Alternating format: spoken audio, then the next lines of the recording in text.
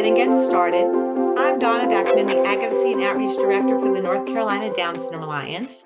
I'd like to welcome you to the North Carolina Down Syndrome Virtual Speaker Series, which is hosted by NCDSA in collaboration with Coastal Buds, the Down Syndrome Network of Onslow and Carteret Counties, the Down Syndrome Network of Greater Greensboro, the Down Syndrome Association of Greater Winston-Salem, Down Syndrome Association of Greater Charlotte, and the High Country Buddy Walk.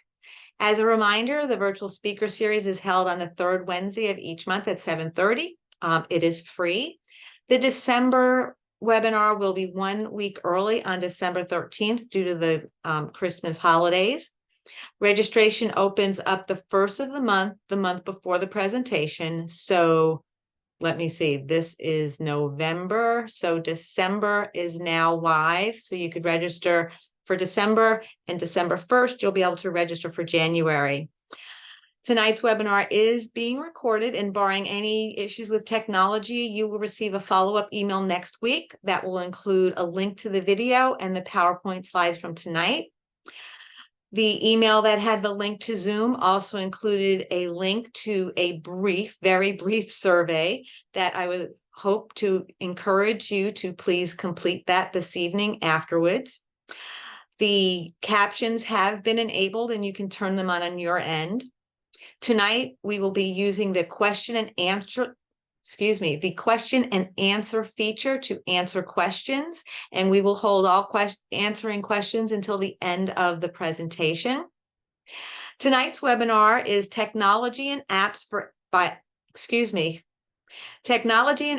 Everyday Living, presented by Emily, and I'll let you pronounce your own last name. I want to welcome Emily and thank her for sharing her expertise this evening on this very important subject that we hope you will learn ways to help your loved one be a little bit more independent, whether at home where they live with you or where they may live elsewhere. Emily, thank you very much for joining us tonight. Thank you, Donna. Very excited to be here and a part of the speaker series. And yes, my last name can be a little challenging to pronounce. It's Emily Danciu-Grosso, and I am the marketing and sales coordinator at SimplyHome. And prior to my role at SimplyHome, I have a background in program development and direct support. I also have a sister with an intellectual disability. And so really in terms of how I learned about SimplyHome was wearing more of that sibling hat. And as a direct support professional, I came across SimplyHome at a conference, and it just amazed me in terms of seeing different pieces of technology and really understanding in terms of what is possible when we look at technology as a natural support. So a little bit about SimplyHome. We are based in Asheville, North Carolina. We are a national enabling technology company. We work throughout the US. We work oftentimes directly with a provider that is looking to use technology in various residential settings. But we also work directly with families and self-advocates. Something that I really appreciate about SimplyHome, again, having a sister with a disability and coming from a background of direct support, is that the Ray family who started SimplyHome, their background is in long-term care services. So when they started this company, they really took that person-centered approach to tech. And as a technology company, we are very mission-driven and value-based, and I really appreciate that about SimplyHome. The other thing to note is that we have been an enabling technology vendor for the last 19 years. I highlight that because I know that technology is ever evolving, and it oftentimes feels very intimidating. But just to understand that this type of support and technology has been used in different settings and has really been able to support individuals, whether that's in the community or at home for some time. So now I want to kind of dive into this term enabling technology. I've said that a few times. So what is enabling technology? So when I say enabling technology, this term enabling is intentionally broad to encompass different types of technology. So we could be talking about a smart thermostat, which you might have in your home already and you see on my screen. It could be more customized technology, which we'll get into tonight, like sensor-based technology or a medication dispenser, any piece of technology that's going to empower independence, embody self-determination, and enhance quality of life can be considered enabling technology. So it's really in the usage of that technology. And I like to share this slide to highlight that technology is about accessibility. I think one thing about the pandemic that we can all appreciate is that we all use technology every day. So setting our alarm clocks to get out of bed in the morning, driving from point A to point B. So really appreciating that all of us use technology, those with and without a disability, um, every day. And so we really have to look at technology and make sure that it is accessible and that we are all leveraging that technology to support us and to empower us to live as comfortably, as independently as we can. I like this quote: for people without disabilities, technology makes things easier. For people with disabilities, technology makes things possible. So as described in the title of this speaker series, we're going to first kind of dive into different pieces of technology, and then we're going to highlight some apps that can support everyday living. So the main technology that SimplyHome offers is a sensor-based technology. So we're talking about door sensors, stove sensors, window sensors. These are sensors that are in place passively monitoring activity. So we're not talking about cameras. We want to respect somebody's privacy, but we're talking about sensors that could know if the stove has been left on. And if the stove is left on, it can prompt an individual and remind them to turn off the stove, or using a sensor on a bathroom door. So when that bathroom door opens, instead of mom saying, "Don't forget to brush your teeth," their system can remind them to brush their teeth. The sensors not only can prompt an individual, they can alert a caregiver. And that alert can be a text, email, or phone call. So if your loved one gets out of bed at night and doesn't return to bed, it can text you, the caregiver, or it can text a provider if they are providing remote support to an individual. The sensors can also integrate with environmental controls. So things like smart lights. So if your loved one or an individual that you support has a physical challenge, maybe it would be helpful to light their path to the bathroom at night. And when they get back in bed, turn those lights off. So with the sensor-based technology and with a lot of enabling technology, it's really customizable, knowing that one piece of technology is going to work differently to support an individual based on their goals and based on addressing specific concerns that that individual may have. So this next slide is going to kind of dive into how the sensors are customized. So again, really right now we're focusing on sensor-based technology. So as mentioned, things like door sensors, stove sensors, bed sensors, they're in place, passively monitoring an activity. However, you, a caregiver, might not need to know every single time the front door is open. You might only need to get that notification if the door opens during the night hours. So the technology can be customized three ways. One way, as mentioned, is alerting a caregiver. That alert is going to be a text, email, or phone call. And with the alerts, you're able to create a chain of support to ensure that there's a timely follow-up. So maybe your loved one is living at home and they have a few hours during the day where you might be out in the community. And so you could use a door sensor so that if that door opens, alert you, the primary caregiver, that that door is open. And if you don't acknowledge that alert, it can get escalated to a backup responder to make sure that there is a timely follow-up. And we're going to watch a couple of videos that will kind of describe this, and you'll be able to see it in action. As mentioned, the third way in which the technology can be customized is by using sensors with environmental controls like smart lights. And then my favorite thing about the technology are the prompts. So again, before maybe mom or dad has to intervene, you could set a stove sensor with a motion sensor and set a rule that if that stove is on and there's no motion detected in the kitchen, maybe John gets distracted by video games and is walking away from the stove, he can get a prompt, John, turn off your stove.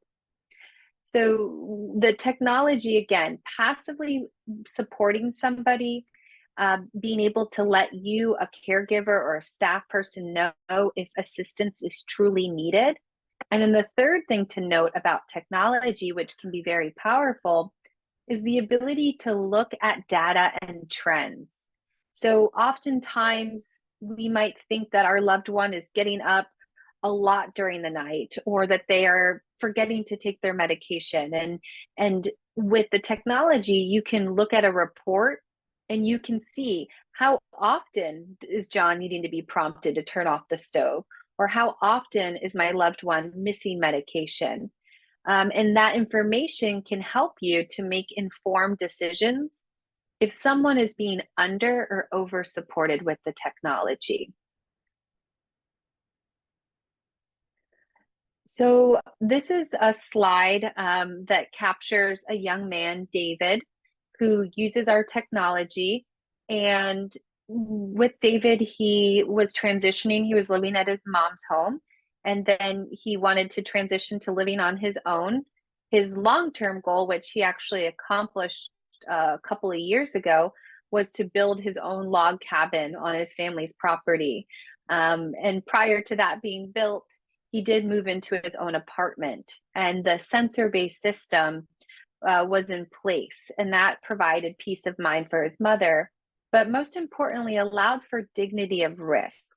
So knowing that technology allows for maximum independence and the ability for somebody to gain skills through their successes and potential failures, knowing that you have a safety net in place, knowing that if assistance is needed, that assistance can be reached or alerted in real time. And I think that the videos, do a lot better in terms of just speaking this information, but really getting to see it in action. So I'm going to take us over to our YouTube page. I will highlight, we have many great videos and resources on the SimplyHome YouTube page. And I'm going to put on closed captions. And again, if for any reason my volume, if you're having a hard time hearing it, I will share the links in the chat so that you can watch these again if you'd like. So here's a video of David in his apartment.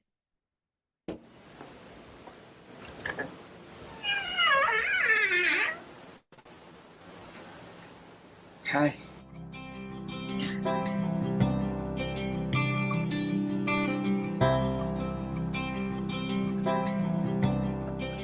Where we started with this journey was when he was a baby. We just never took no for an answer. We had a pediatrician who told us that the only person who would limit David is us. And so we decided when he was 2 weeks old that we would not limit him in his destiny. Picturelépés. All picturelépés. Go for it. On paper, it looks like he has a lot of limitation, but in reality, he's able to do everything that he puts his mind to. It's just a little bit differently.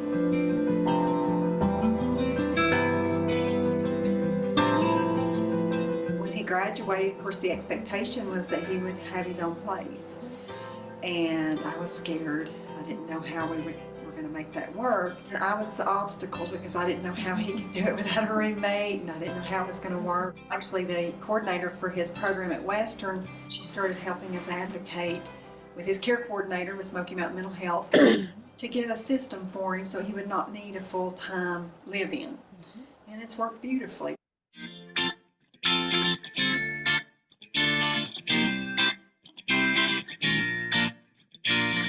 There's sensors all over this apartment, and if a door opens, it'll let me know that a door opens when I'm not expecting a door to open. And it respects his privacy, but allows me that peace of mind to know that he is moving around and everything's well. David, close and lock your front door. The verbal prompting, just basically what we did was we looked at the different areas in his routine that he needed to be prompted on. And we modeled the routine, his daily schedule around the prompting. I said, David, lights out, CPAP on. Yeah. David, wake up. David, fetch my breakfast. The other piece is that I can track him through the computer, through the routine, whether I know it's prompting him or not. So if I get the willies in the morning, like, has he started his breakfast yet? I can log in without having to aggravate him and annoy him with phone calls. He has created a lot of his own destiny by his willingness to take risk and my willingness to allow him to take risk. He networked and got his own job over in Graham County at the EMS base. And the people love him, and he does a great job. And I think about how if I had been there hovering, worrying about, oh, is he going to do it properly? Is he going to make a mistake? Are the people going to accept him? He would still be sitting at home every day. Or he'd be sitting, in a place where he's not satisfied. And so I think it's so vitally important that those of us who do not live in the disability world give our fellow human beings who just happen to have a disability the option to make their own choice, and for us to support that. When we don't support it, then we are creating a destiny for them that they don't want, and that's not fair.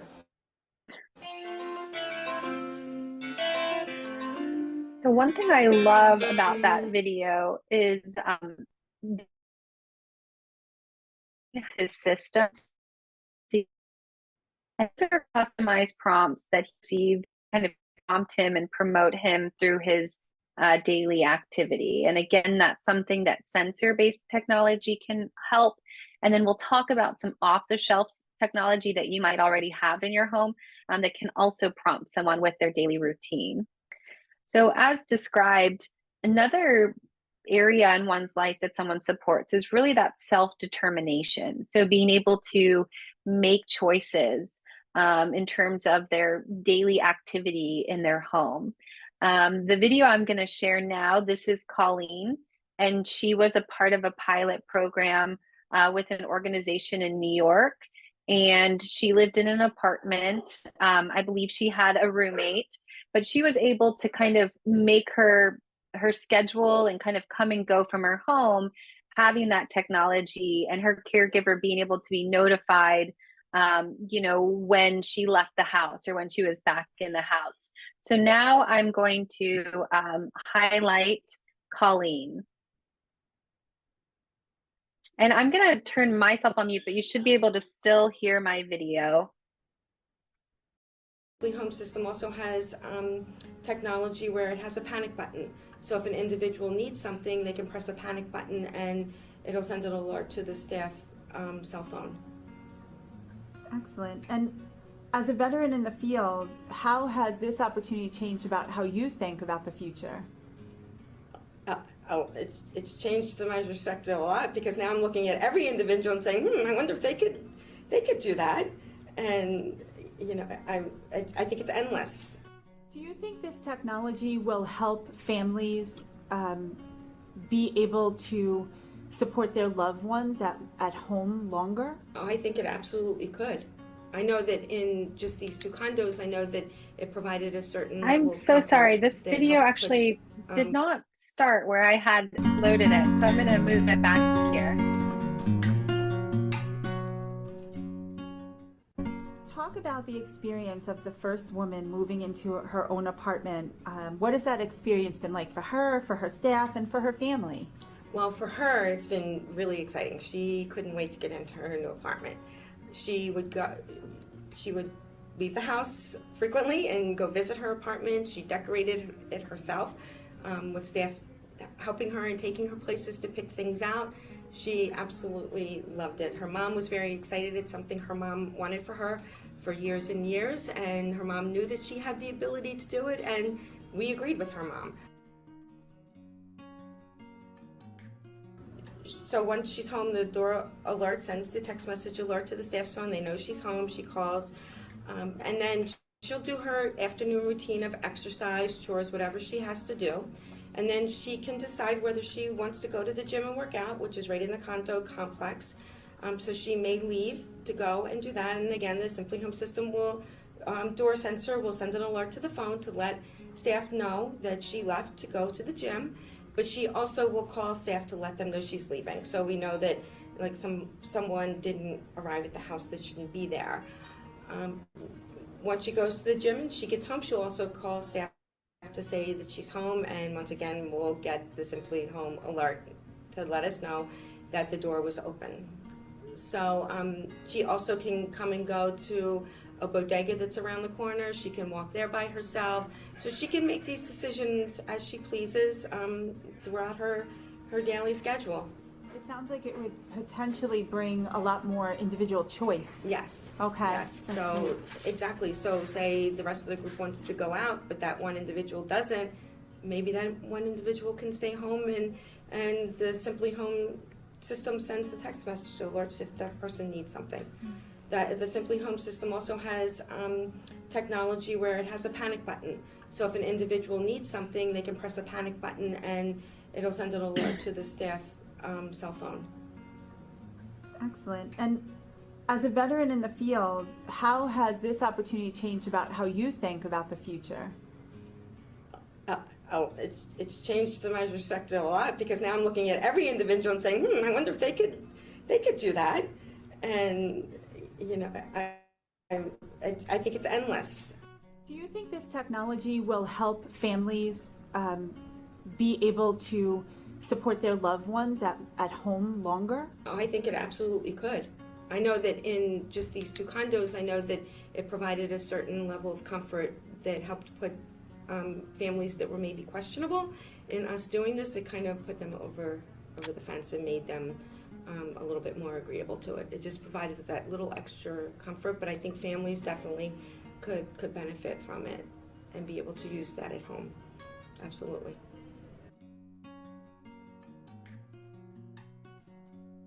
So I want to note that with the 2 videos that we've seen thus far, these are 2 individuals that by using technology were able to transition into a more independent setting.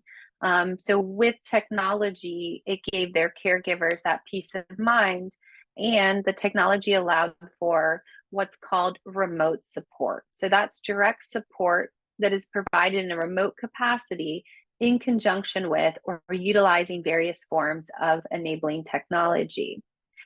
And the way in which remote support is given to an individual might look differently. So it could be a check-in through a phone call, on a tablet. There's different tools to provide that remote support. And although these videos kind of showed technology as a tool for transition, I want to be clear that technology can be used even when the goal is not to live independently, or understanding that an individual may need 24-hour in-person support. So there's different technology that can help somebody transition, and then there's a lot of enabling technology that can help everyone every day be more independent with their daily routines or in their home, or again, give that caregiver peace of mind knowing that they can connect with their loved one. So great tools for connection Some two-way audio and video tablets would be things like an Amazon Alexa, or an Amazon Show, or things like an Echo Dot. I have another tablet on my screen, the one that has the picture-based icons, and that's another two-way audio and video tablet by a company called Nucleus Care. Some of the benefits to the Nucleus Care device is you can program large picture-based icons of an individual's family or their care staff, and they can push that button and they can call out and reach support. So if your loved one may not have the dexterity to pick up their phone and use FaceTime, this is a great tool for that connection. With the two-way audio and video tablets that I'm showing on my screen, a benefit to the caregiver is the ability to do drop-in check-ins. So without that person needing to click and accept that call, you can drop in and check in on the person. I use the Amazon Show with my father as a caregiver. So also supporting people that are aging in place. Again, it's a great tool to be able to provide those check-ins. And I want to highlight, and this is an off-the-shelf solution. So if you're not already using an Echo Show or an Amazon Show or a device in your home, I would strongly suggest checking this product out, not only for those drop-in calls, but another great feature with this device is being able to set up routines. So you can set up a routine so that in the morning, if your loved one prompts their device, hello, Alexa, it can say, hey, John, today the weather is going to be cold outside, and here's your favorite song. So you're able to prompt an individual through their device. You can also send reminders like, don't forget, you have an appointment today at 1 p.m. And what I've heard a lot talking with providers is that certain behaviors that might happen when someone's telling you what to do can be eliminated because, again, we all use technology every day. So it's a difference between mom reminding you to brush your teeth and your device, as we all have our devices reminding you to brush your teeth. I will note that with the remote support and the sensor-based technology, there is what is kind of a back end to that tech where you can manage your technology. So you can see the health of your technology, you can see the status of an individual or individuals if you're a provider supporting multiple people. And that way, again, you can make sure that you're acknowledging alerts and supporting somebody in real time. So now to kind of walk through some more examples of how sensor-based technology supports independence, I'm going to go to our virtual apartment. And on our virtual apartment, I'm also going to describe other standalone technology that may be a tool that can support everyday living. I will note that we do have in Asheville, but of course, with the pandemic, we don't have as many in-person visitors. I know Donna had a chance to see, we have a demo apartment, but knowing that we don't have as many in-person visitors, we have a video, a YouTube video that you can see here on our website that walks you through our apartment. So if you like to see the actual pieces of technology, I recommend clicking this link here. But now you should see my virtual apartment. And what you're going to notice is there's different Wi-Fi symbols. There's this blue and red. So the blue is showing sensor-based technology, and then the red are some standalone pieces of tech. So as we saw in the video, both Colleen and David are using a sensor-based system. Theirs, as you might have caught attention to, it was a big white box. And this is our latest system, the Firefly, and it's a very small box. We always remind people to take a outcomes-driven approach as opposed to a device-driven approach because there's so much technology and you don't want it to overwhelm you. So really focusing on your loved one's goals and then being able to identify tech that can support that goal. But this is our sensor-based system, so it communicates with various sensors.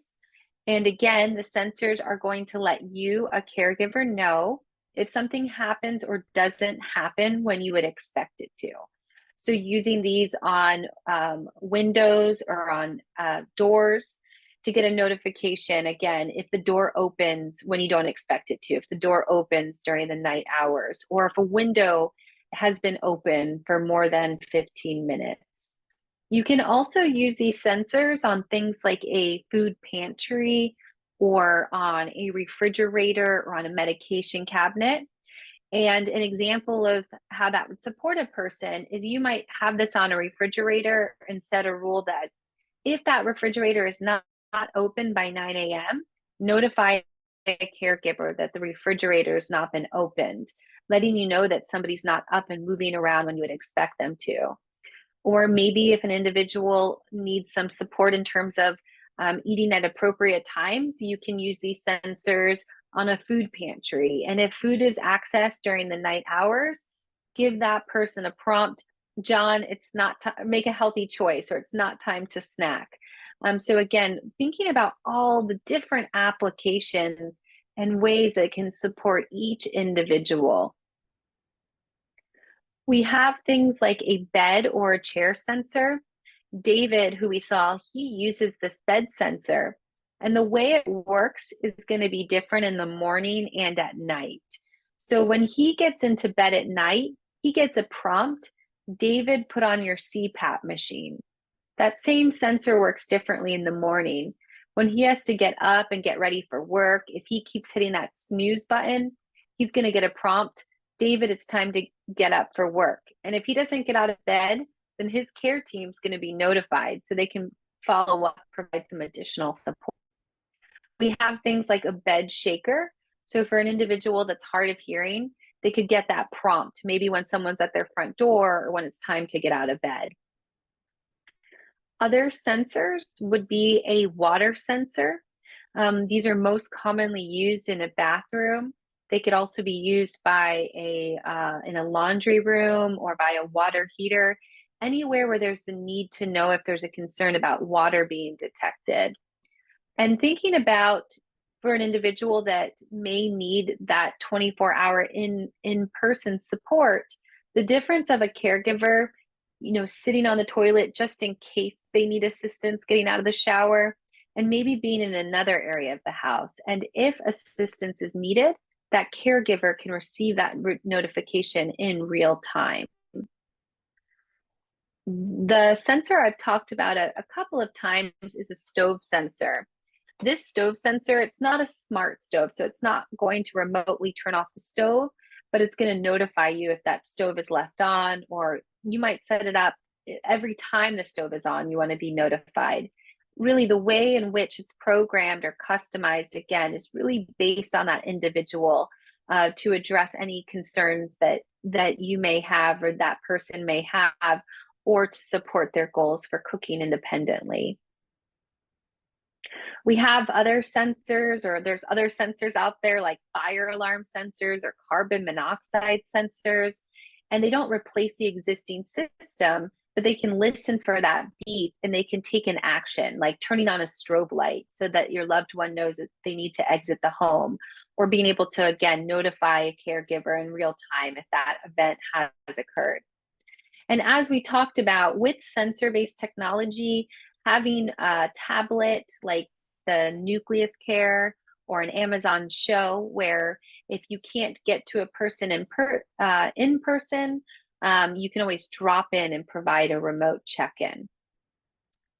So with sensor-based technology, another tool would be using what we saw in Colleen's video, like a traditional help button or a switch. And if this button is pushed, it will notify a caregiver that that individual has requested some support.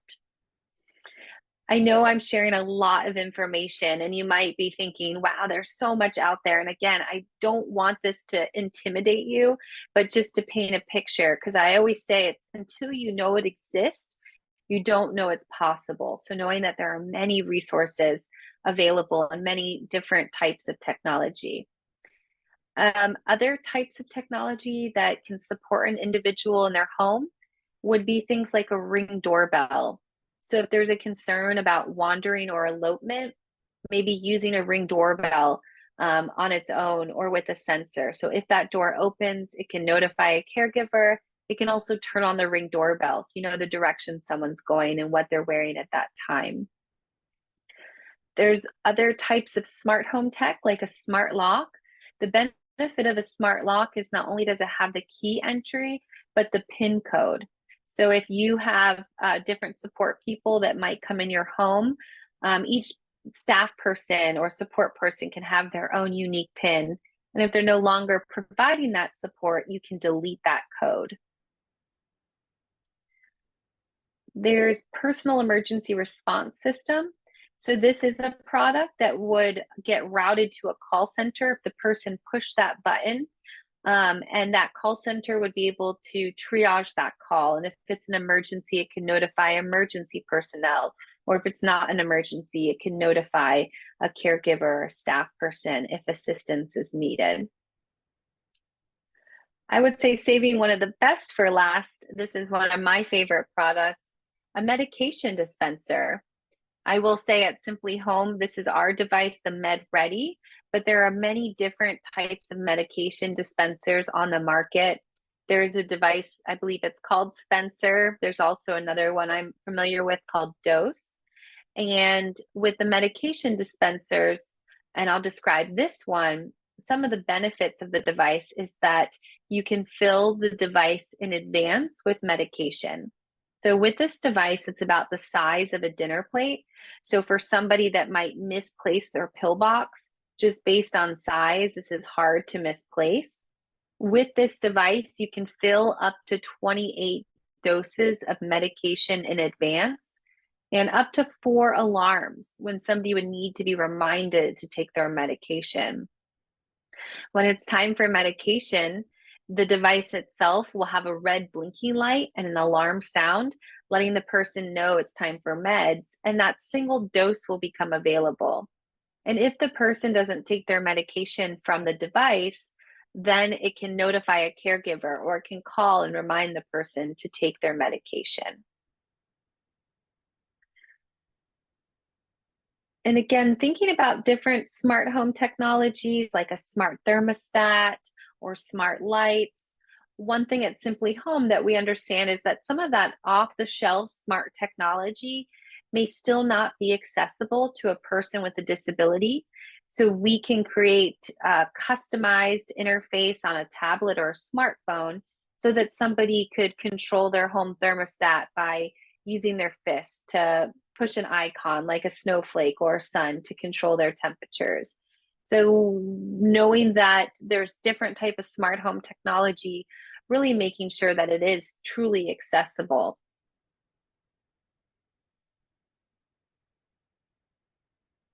I want to note that we talked about different examples of how that technology can be set up. But again, knowing that it really is about the person, looking at their goals, whether that's taking medication independently or without having to be reminded. And again, having a device like a medication dispenser, and then being able to look at the data and see if they're reaching those goals.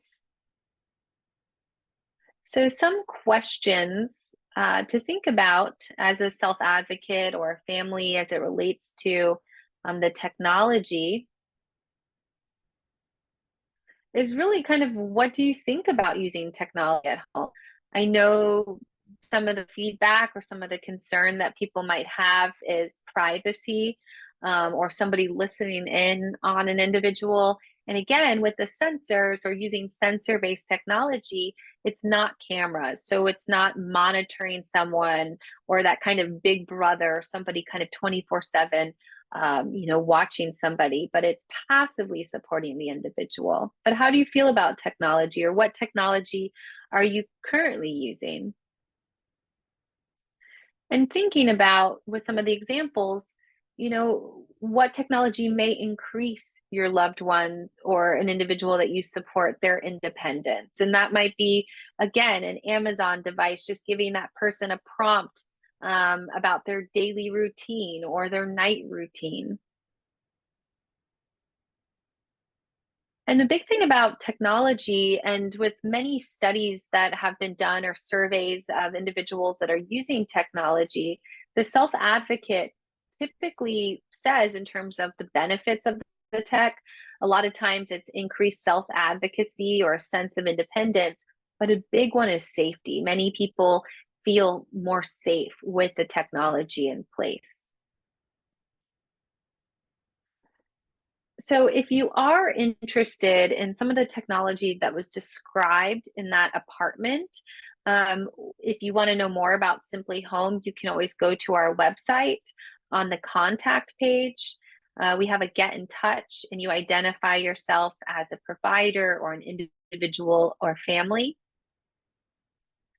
And I will mention, and as I described when I first talked about the company and many enabling technology vendors and solutions that are out there, is that it's very person-centered. So if you were to submit a form to our website, we would set up a complimentary person-centered assessment.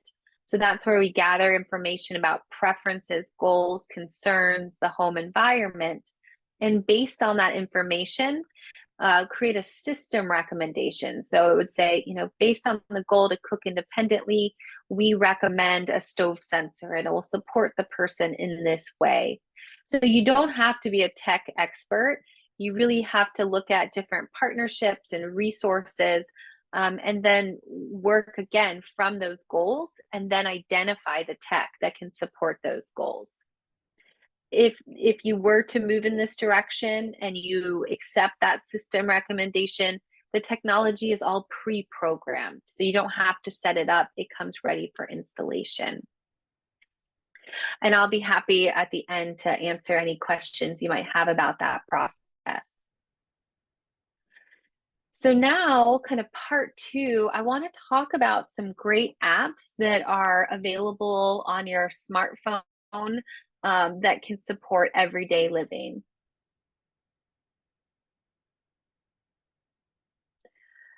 So different apps that can support someone in the workplace. These can also support with daily activities. Two apps would be Life Sherpa and ChoiceWorks.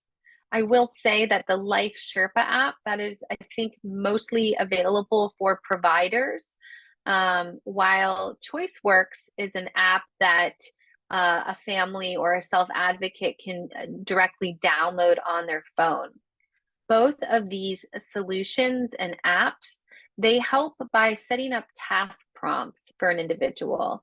So for example, with Life Sherpa, if somebody was using sensor-based technology, when they turn on their stove, they would get a prompt, check your Life Sherpa app, and it would take them through the steps to cook safely. If they get stuck on a step, it will notify a caregiver, or if they say they've completed the task but the stove is still on, it could also notify a caregiver. Choice app is great. It's a picture-based support, so you can take pictures of one's daily task to help an individual kind of walk through their task independently. I believe that there is a fee for choice apps. It might be around $16 per user, but it can be used on multiple devices. And as described, it says Choice Apps is a picture-based learning tool that helps children and young adults complete daily routines and understand and control feelings, improve their waiting skills, and make choices. Another great tool in terms of navigating the community, outside of maybe just setting up, I know Google is a great map tool. There's pictures to walk someone through the steps, and there's great accessibility features. But another enabling technology for wayfinding in the community is AbleLink, and this helps people with intellectual disabilities to travel safely, whether by bus or on foot. The traveler simply taps on a picture of their desired destination, and the software takes over from there. So Wayfinder is now available through the Smart Travel service. So this is a service through AbleLink, and it helps to provide that community access and to be able to travel safely in the community. I have had questions before in terms of wearable devices that help someone in terms of if they have a history of elopement. And one technology that I've heard of, it's called Angel Sense, and it's a wearable device. It also can work kind of like a clothes tag where it can just be on someone's clothes or on their shoelace. And that has GPS tracking so that you can connect with someone or help support them if necessary, if there's a concern about wandering or elopement. In terms of apps for staying healthy, a great tool is MyFitnessPal. You can take pictures or scan nutrition list. You can plan out your meals, and that really helps with meal planning. Another great tool and a community that I'm a part of is called TrueFit. And TrueFit is an adaptive fitness app. And I actually, another hat I wear is teaching adaptive yoga. And so I have some videos on the app. And the great thing about TrueFit is they also have live classes. I think it's Monday, Wednesdays, and Fridays. And it's adaptive fitness and it's accessible for all. So that's another great resource. And again, after this presentation, I'll make sure you have links to all of the different technology that we're talking about. Another app or area in which technology can support an individual is with everyday wellness. So helping somebody maybe to fall asleep at night or to self-regulate. Two great tools that have guided meditations and different tools just again to help self-regulate would be the Insight Timer. I use that on a pretty regular basis. There's a free version of it, and then Calm. So great apps to check out. And kind of to start to wrap things up, I wanted to share a resource. The ARC has the toolbox, the tech toolbox, and this is where you could go and you could maybe put in, what areas of one's life that you're looking for support, more information about the individual, and it can share different resources of enabling technology that's available.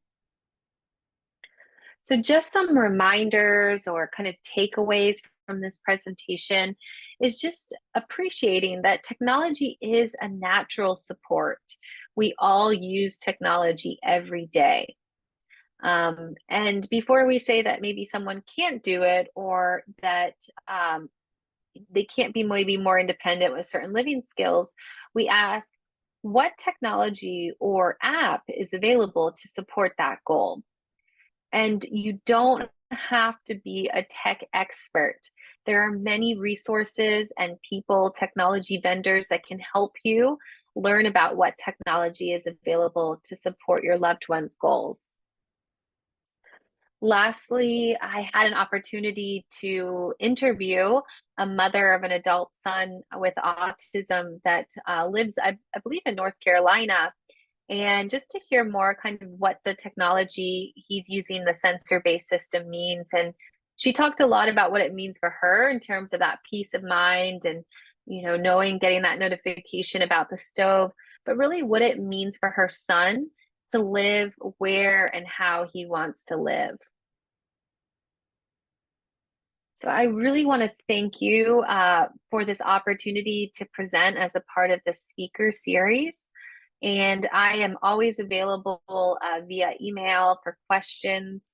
And we do have a great video as well on our YouTube page that is really geared towards the self-advocate. And I understand there may be some self-advocates on this call, but there's a great SimplyHome presentation that I recommend checking out as well. So I'm going to stop sharing and turn it over to Donna and open up for questions.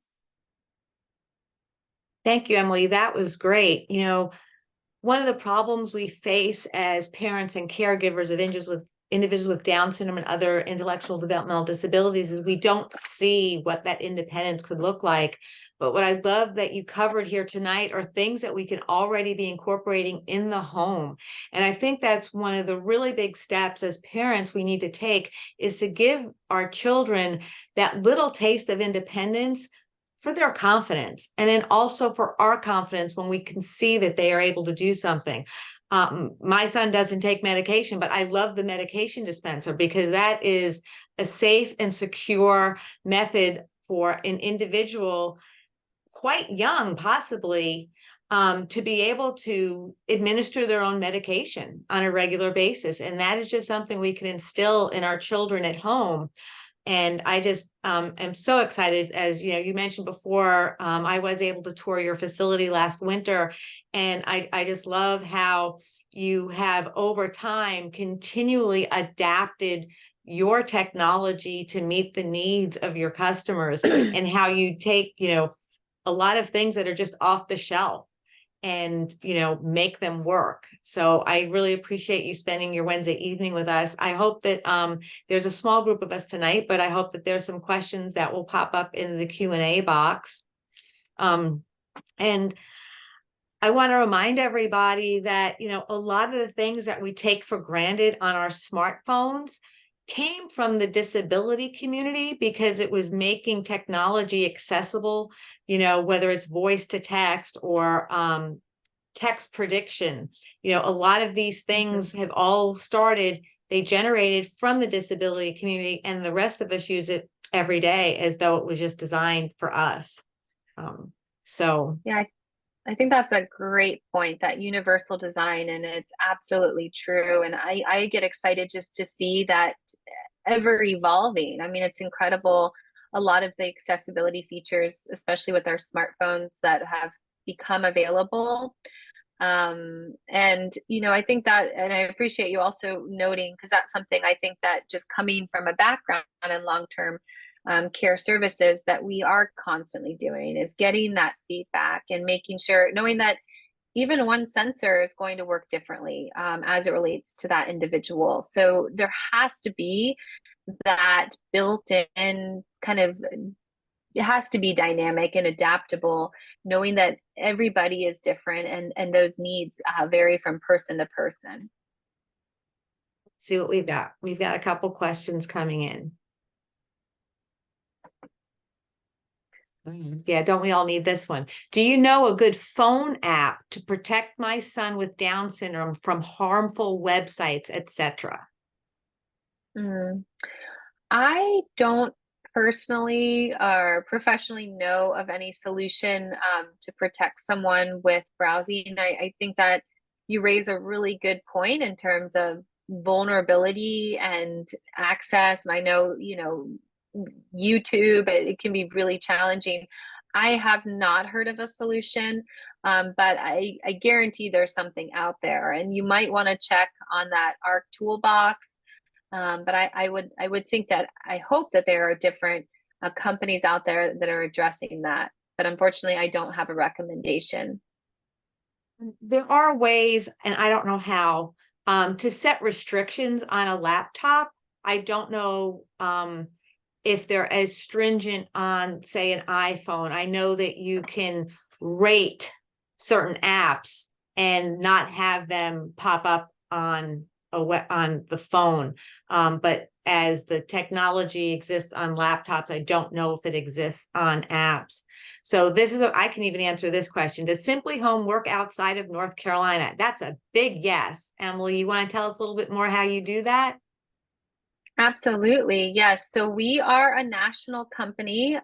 We work, again, we've been doing this for 19 years, and you would follow the same steps as you would if you lived in North Carolina. The only difference might be that if you were using sensor-based technology, that we might have a third-party installer install the tech in your area. But we have a pretty strong presence in, I think we're at about 27 states. But we've worked in Alaska, we've worked all over. So yes. What might be a good first step into enabling tech for a young child? My son is 9. In terms of the technology that we've talked about tonight, and I know my sister and many people that I've worked with that have disabilities, it's incredible in terms of some of the intuitive nature with certain pieces of tech, whether that's again on YouTube or using an iPad. But I I think a great tool for transition or just learning and promoting that independence would be an Amazon show or an Echo Dot, something that can give somebody a prompt of their routine to help them to, be able to kind of self-direct or to kind of manage their schedule. So I would think having an Amazon show that has the video component or an Echo Dot. That's also a great thing for just connection, listening to music or looking at recipes. So I think maybe an Amazon product would be a good first step there. Any suggestions for something similar to an Apple Watch that can use timers to alert someone without all the other super distracting features? Again, more so for the kind of location verification would be the Angel Sense, but I know from my father using an Apple Watch, I know with the Apple Watch, you can remove like what apps are seen on the device. So there's ways to simplify the layout or the format of the Apple Watch. I know that I believe with, and I could be wrong, but I'm pretty sure that with like a Fitbit or those other kind of, thinking about it in kind of a wellness thing, but there's timers and different things. But I know with Apple Watch, I would look into just, accessibility or simplifying the Apple Watch. And there's ways to kind of determine what can and cannot, what apps would or would not be shown on that device. Thank you. And it always helps, like if you have another child that doesn't have Down syndrome or autism, that has the technology skills. That's why I had the 2 children, although I would say that Thomas's technology skills are past my own, but his brother was usually able to help me with a lot of the technology. I wouldn't say help me. He was able to do it for me. Okay, so Bev is concerned about some protection for her children. She has a son with autism and a daughter with Down syndrome that they have living with support in a residential home. They're about to have a staff change after having a loving caregiver for 8 years. She was looking at putting a camera in the home to not monitor the children, but new staff to make sure of their intentions, etc. Is this a bad thing? Is it considered intrusive? It's basically the intention is for the children's protection. Mm-hmm. Before I answer that question, I want to add one note to that last question. When we talked about being able to understand kind of how to use the Apple Watch, I know that the North Carolina Assistive Technology Program is a great resource as well. And I believe they have a lot of training geared towards kind of understanding and knowing how to use that tech. Now to get to the question that was just asked, and I think that is very valid and comes up often. I think that we personally don't use cameras and we want to respect mainly the self-advocate's privacy, but we look at the technology, as a tool for accountability. And so again, maybe it's having the Amazon show where you're just doing kind of a passive drop-in or checking in, not watching someone, because I do think that, and I'm speaking from now the sibling perspective and my sister having paid support in the home, I think that it could make a person feel uncomfortable as a support person, but you need to have that level of, again, that protection as you talked about. So I think a device where you're just dropping in and checking in and not necessarily watching on a camera might ease some of that concern, but also understanding that with the sensor-based technology, you're getting information if something is or is not happening when you would expect it to be. So it's a proactive way of providing support without using a camera. Okay. So that Thank you.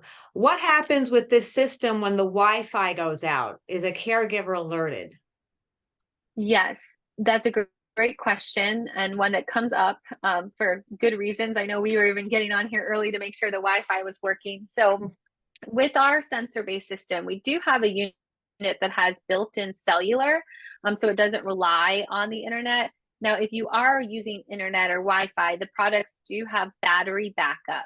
So if a system is to go offline, you would receive that notification in real time. Great. And there would be a protocol in place. Awesome. And a piece of information, Becky wants us to know that the Norton antivirus has parental controls that will block dangerous websites. So that's the Norton antivirus. And then, so Madeline is excited. She wants to get almost everything you've mentioned, but to start in phases for a 12-year-old, what would be your top few? I want to start to get her really comfortable and ready so as she ages, her comfort increases.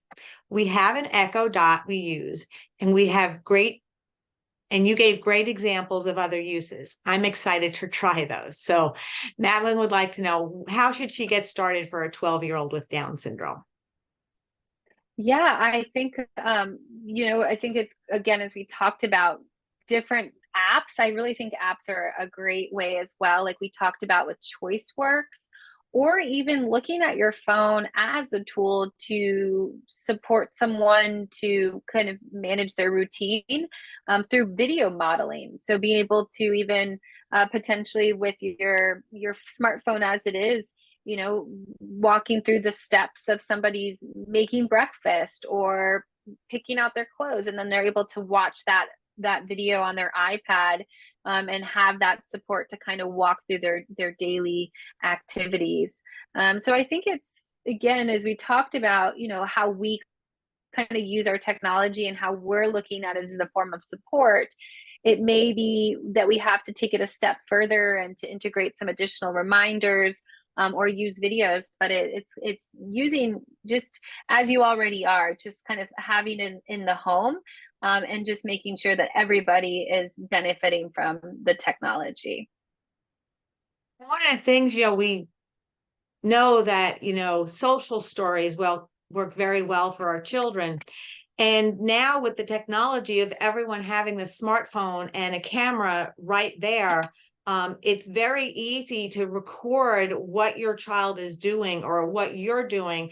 And I don't know about you, but my son loves to watch videos of himself. So if you could be recording your child doing an activity correctly, that's something they could watch over and over again to reinforce that behavior that you want them to be gaining the independence.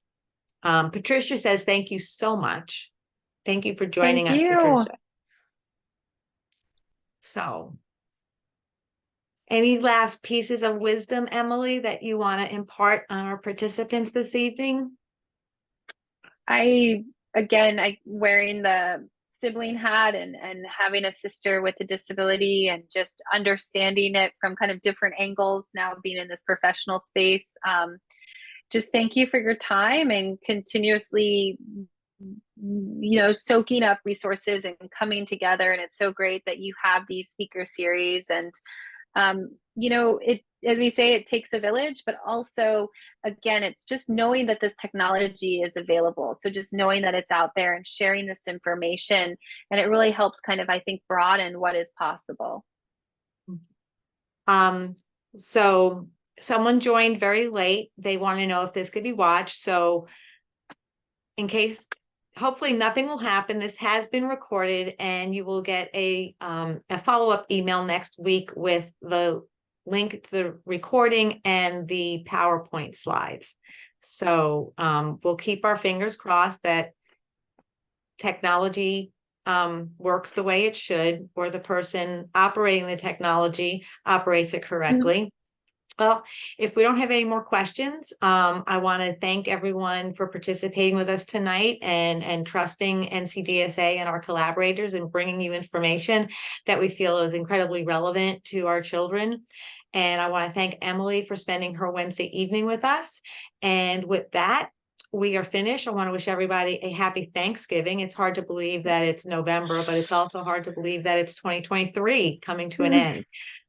So everyone, please remember, in the link to the Zoom that you got for tonight, there is a link to an evaluation form, which has, I think, maybe 5 questions. One of them is open-ended. The other ones are just pick a number. So we would greatly appreciate if you would complete the evaluation form. And with that, Emily, again, thank you and good night to everyone. And thank you for participating. We'll see you next month. Bye. Take care. Bye-bye. Thanks, Emily.